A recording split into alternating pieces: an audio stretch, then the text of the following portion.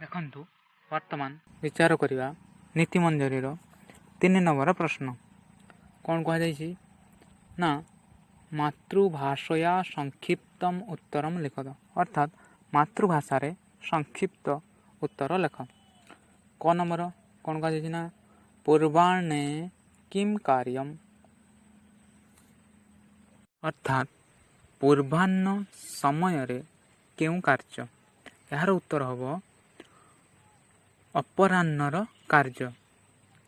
ସମ୍ପୂର୍ଣ୍ଣ ଉତ୍ତର ଏହିପରି ହେବ ପୂର୍ବାହ୍ନ ସମୟରେ ଅପରାହ୍ନର କାର୍ଯ୍ୟ। ଖ ନମ୍ବର ବିଚକ୍ଷଣାଃ କିମ୍ କୁର୍वन्ति, ଅର୍ଥାତ୍ ବିଜ୍ଞ ଲୋକମାନେ କ'ଣ କରନ୍ତି।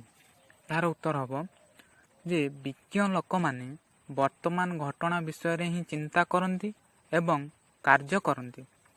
ତାପରେ ଗ ନମ୍ବର ସ୍ୱଳ୍ପଃ କେନ ଗୌରବଂ ପ୍ରାପ୍ନୋତି, ଅର୍ଥାତ୍ ନିଚ ଲୋକ କିପରି ଗୌରବ ପ୍ରାପ୍ତ କରେ।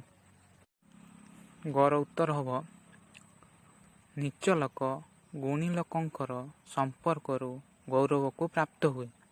ଘ ନମ୍ବର କିମ୍ ନ ଚିନ୍ତୟେତ୍, କ'ଣ ଚିନ୍ତା କରିବା ଅନୁଚିତ। ଏହାର ଉତ୍ତର ହେବ ଭବିଷ୍ୟତକୁ ଚିନ୍ତା କରିବା ଅନୁଚିତ। ତାପରେ ଦେଖନ୍ତୁ ଶେଷ ପ୍ରଶ୍ନ କ ନମ୍ବର କ'ଣ କୁହାଯାଉଛି ନା କାନି ଚତ୍ୱାରି ବର୍ଦ୍ଧନ୍ତି, ଅର୍ଥାତ୍ କେଉଁ 4ଟି ବଢ଼ିଥାଏ।